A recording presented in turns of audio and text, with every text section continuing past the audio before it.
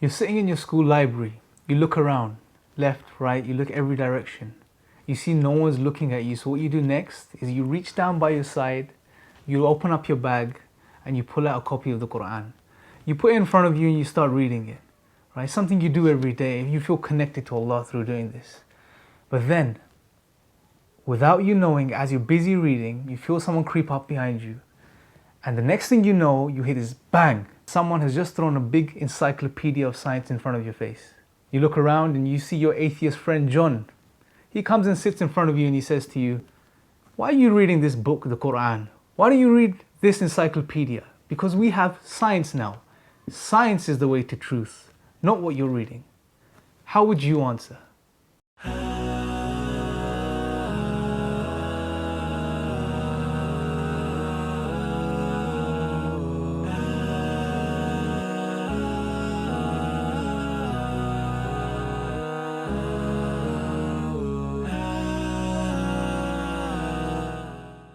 Assalamu alaikum, brothers and sisters, and welcome to this episode. If you are in that situation where you're in school or you're in college or you're at university and you decide to take out the Quran and read it, you shouldn't be afraid. We should know how to answer this dilemma, which is, why don't we stick to science? Science is the way to truth. Let go of these old traditions and these books, which is false, right?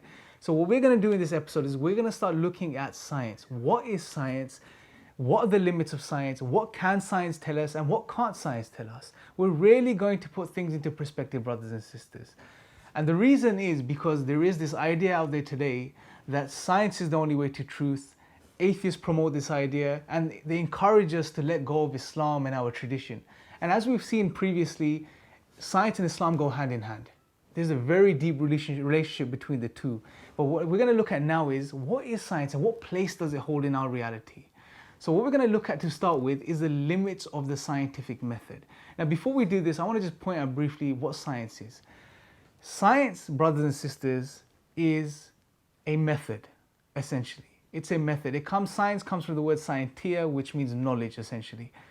Bertrand Russell, one of the philosophers of science, he said that science is an attempt to discover by means of observation and reasoning based upon it particular facts about the world. Now, what does he mean by this? Essentially, what he's saying is that science, the method, aims and tries to understand the world around us. It tries to understand the reality around us so we can learn about it. And the way it does this is by using the human being as the tool, using the human senses, which are the sense of sight, smell, taste, and touch, and using these senses to observe the world around us so we can learn about it. And this is what science tries to do. What are the limitations of this method? Is it limited? Because we're told not to believe this. We're told to believe that science is the be-all and end-all. There is no limitations. It's perfect and it gives us truth. But what we're going to discover is that this is not the case. So what are the limits of science? The ones we're going to be looking at are these. Science is limited to observation. Science is amoral. Science can't test the personal, right? And we're going to discuss these in detail. And also, science does not answer the why question. Science can tell us how things work, but it can't tell us why things work. So let's begin with the observations. Science is limited to observations. What do we mean by this? Very simple, brothers and sisters. We can only know about things according to the scientific method that we can see, smell, hear, and touch. Okay? So take this watch, for example. I'm wearing this watch. Now, a scientist can study this watch because it's here, it's physical, it has physical properties. It has a certain size, it has a certain shape, it has a certain color, it has a certain function. These are all physical things that science can test. But if I were to say to you that I have another watch on my hand, it's on this hand. Tell me something about this, Mr. Scientist. The reality is you can't tell us anything about it because you can't observe it, right? So science is limited to what's observable. Second point, science is amoral. What does amoral mean? Amoral means it can't tell you about moral values and duties. Meaning it can't tell you what's right. It can't tell you what's good. It can't tell you what's evil. Science doesn't have a role in this. Science only deals, as we've said, with observable things. It can only test physical reality. Morality, moral values and duties are something beyond this. It has no say in these things. So the next thing is, brothers and sisters, science can't test the personal. What do we mean by this? As we've said, science is limited to what's physical and what's observable. Now, when we talk about the personal, the most important thing is our conscious awareness. The very fact that we're aware as human beings and we have personal experiences. If I was to take a piece of chocolate and eat that piece of chocolate, I would have an experience, right? This experience is personal to me. Whereas if there was John sitting next to me and he ate the same piece of chocolate, he would have a totally different experience, and that experience is personal to him. Science can't tell us about this personal experience. Well, of course science can. All you have to do is go into a lab. A scientist will put up some monitors and some probes on your head, and he'll set you up with a computer screen, and he'll give you a piece of chocolate and you'll eat the chocolate, and he'll be able to record your brain waves and brain activity. And as he's doing this, he'll be able to tell you about your experience. Let's think about this for a second. What is the scientist doing in this scenario? He's not really telling me about my personal experience. All he's doing is he's correlating the action of me picking up the chocolate and eating it and certain changes in brain waves which may be taking place on the monitor. But what does it mean for me to eat chocolate? What does that experience mean? How does it feel for me, Imran, to eat chocolate? The scientist can't tell you this. No matter how much he wires me up and no matter how much he looks at the screen, he will never be able to tell me how it was for me to eat that piece of chocolate. That's my subjective first-person experience. So this is the personal experience we're talking about. Science can't tell you about the personal. Next, brothers and sisters, science can't tell us about the why. It can only tell us the how. And I'm really going to take time to break this down because this is one of the key things, brothers and sisters, that atheists play on. It's almost a switch and bait. It's almost that they play on our ignorance about this subject.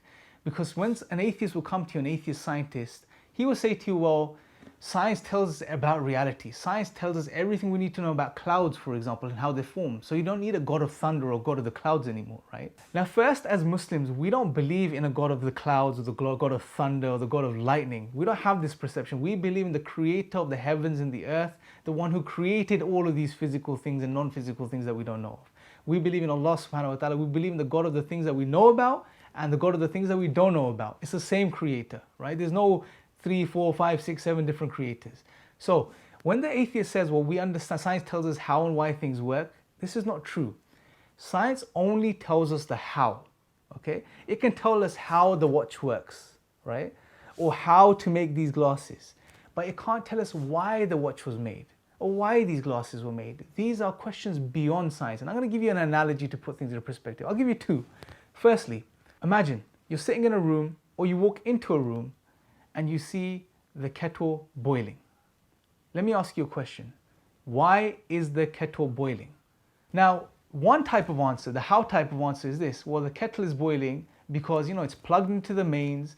The mains wire is connected to the kettle, which heats up a coil inside the kettle, which in turn heats up the water, and you hear this gurgling sound, which is the water boiling, right?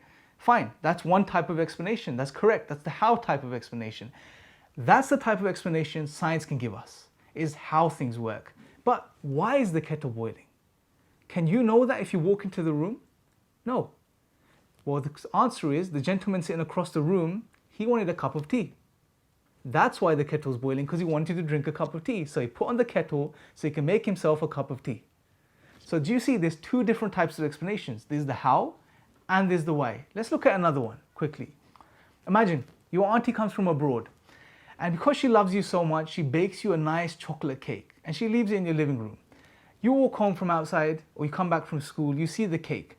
Now, you've recently got into science and been working in a lab recently, so you're very excited about the new experience you're having. So instead of eating the cake, for some reason you pick the cake up and you take it to your lab. Now you hand the cake over to your lab head, which may be the scientist, and you ask him, tell me everything you can about this cake, okay? He will take the cake and he'll say, okay, John, Abdullah, Sam, give me 2 weeks. I'm going to tell you everything I can about the cake. So you go home and you leave the cake with him. 2 weeks later, you go to visit him. And he tells you, well, here's the report on your cake. And he pulls out this huge sheet and he tells you when the cake was made, what the raw ingredients were, what temperature is baked at, how many calories are in the cake, what the raw materials were, and all of these physical properties about the cake. But now, can that scientist tell you why the cake was baked? This is a very important question, brothers and sisters. Can he tell you why the cake was baked?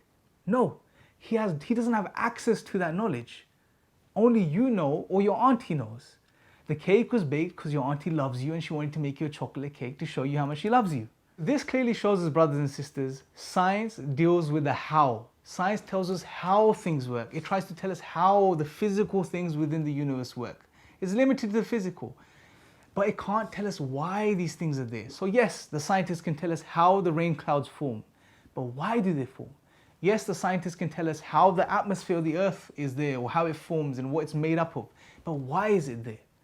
Yes, it can tell us life exists on this planet and how the life may have come together, right? And how the inner workings of living beings work. But can it tell us why they are that way? Why they are there? Why they work? No. The why question is not a question of science. Therefore, science can't tell us about these things. So brothers and sisters, we've seen some of the limits of science, and we've seen that science, it's not all it's made out to be. Now let me just put something into perspective before we conclude.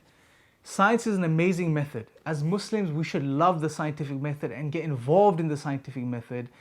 We don't want to think that it's a bad method, it's rubbish, we shouldn't use it. But at the same time, as Muslims, we don't want to make science more than it is. We don't want to pay out to be this great beast that's taking over everything. No. Science is an amazing, beautiful method that's given to us by Allah subhanahu wa ta'ala, but it has its limits, it has its place. And we're going to further look into this in future episodes. But we also have to correct the individuals out there, the atheists out there who say science is the be all and end all, it's everything and it's absolute. No, it isn't. It has its limits, it has its place. And when we truly start to do this, we will start to appreciate the method better, others will appreciate it better, and we'll also be able to use it to its fullest, inshallah.